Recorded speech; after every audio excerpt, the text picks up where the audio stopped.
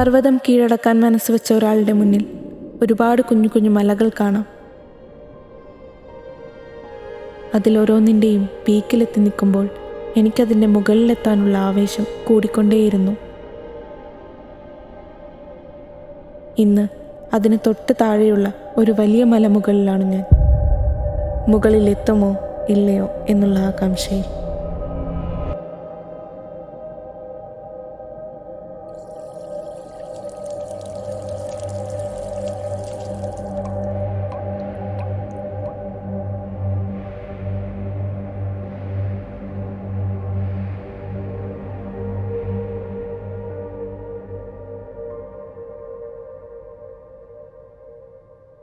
എടി, ഇന്നിപ്പോഴാണ് റിസൾട്ട് വരുന്നേ? അറിയില്ലടി. സാറ് പറഞ്ഞ ഇന്ന് രാവിലെ എപ്പോൾ വേണേലും വരുമെന്ന്. ഞാനടക്കം നോക്കുന്നുണ്ട്. എനിക്കെന്തോ ഒരു പേടി പോലെ. നീ പഠിച്ചിട്ട് ഇത്രയും പേടി? ഞാനൊന്നും പഠിച്ചിട്ട് പോലും ഇല്ലായിരുന്നു. എൻ്റെ കാര്യം ഒന്ന് ആലോചിച്ച് നോക്കിക്കേ. ഈ IIT ഒക്കെ എനിക്ക് പറ്റിയ പരിപാടിയല്ല. വല്ല BCom എടുത്താൽ മതിയായിരുന്നു.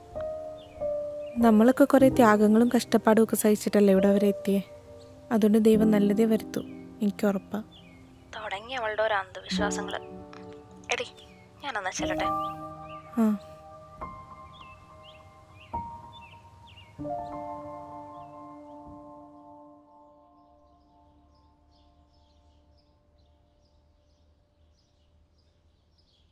മോളെ, നീ വരുന്നില്ല എന്ന് ഉറപ്പാണോ?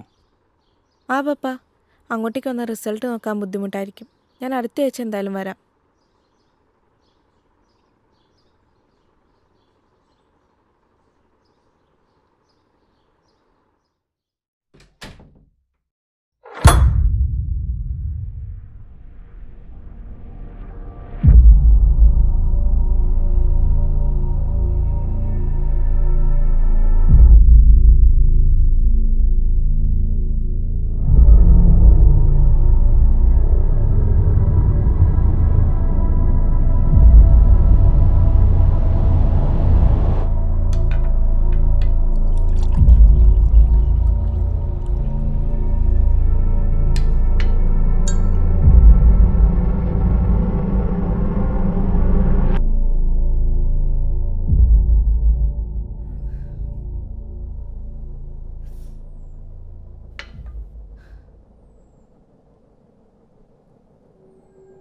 റിസൾട്ട് വന്നു എന്നാ പറയുന്നത്. എനിക്ക് നോക്കാൻ പറ്റുന്നില്ല. നീ ജസ്റ്റ് ഒന്ന് നോക്ക്.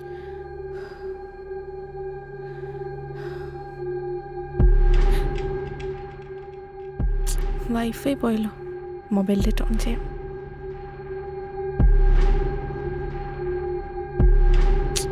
റേഞ്ചില്ല.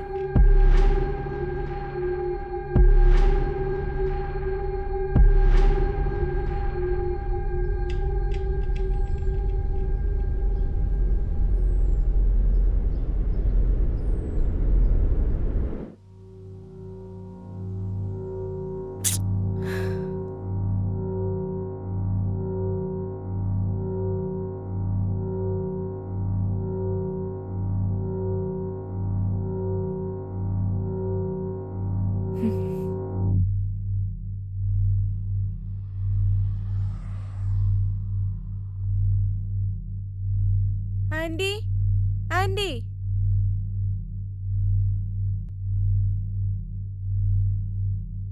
ഫോണിൽ ചാർജ് ഇല്ല. വീട്ടിലാണെങ്കിൽ കറണ്ടും ഇല്ല. ആൻറ്റി ഒരു ഫോണും തരും, എനിക്ക് ഫ്രണ്ടിനെ വിളിക്കാനാ റിസൾട്ട് നോക്കാൻ. മോളെ, ഒരു മിനിറ്റ്.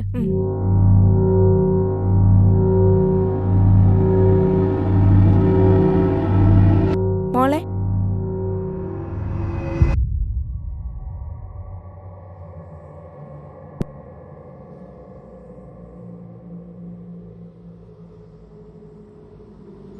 ഹലോ. എടി, അന്നയാ. ഇവിടെ കറണ്ടില്ല, ഫോണിലാണെങ്കിൽ ചാർജും ഇല്ല. എൻ്റെ റിസൾട്ട് ഒന്ന് നോക്കോ? അല്ല, നിന്റെ റിസൾട്ട് എന്തായി? എന്താവാൻ, തോറ്റു. 50% പോലും ഇല്ല. പക്ഷേ നമ്മുടെ ബാച്ചിൽ നിന്ന് ആർക്കും റാങ്ക് ഇല്ല. മറ്റേ ഗവിന് പോലും റാങ്ക് ഇല്ല. എല്ലാവരും അവൻ ടോപ്പ് 10 കയറുന്നല്ലേ വിചാരിച്ചേ. അയ്യോ, ആണോ? എടി, എൻ്റെ ഒരു സമാധാനത്തിനെങ്കിലും നീ എൻ്റെ റിസൾട്ട് ഒന്ന് നോക്കോ? ആടി, ഞാൻ നോക്കിയിട്ട് നിന്നെ ഈ നമ്പറിൽ വിളിക്കാം. ആടി.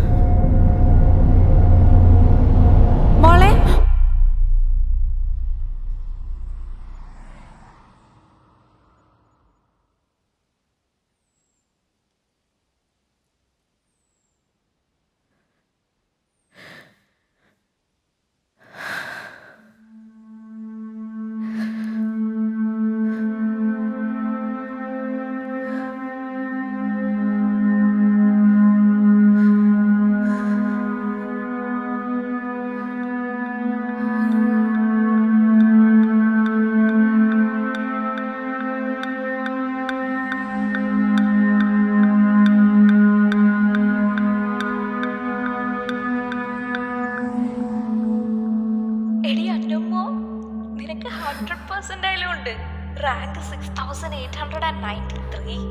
എടി നിനക്ക് IIT കിട്ടും.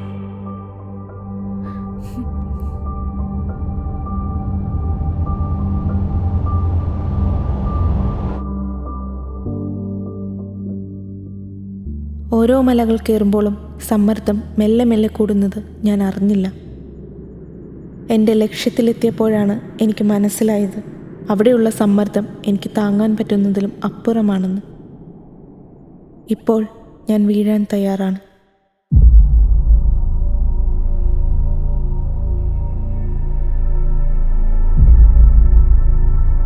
ഞാൻ അന്ന.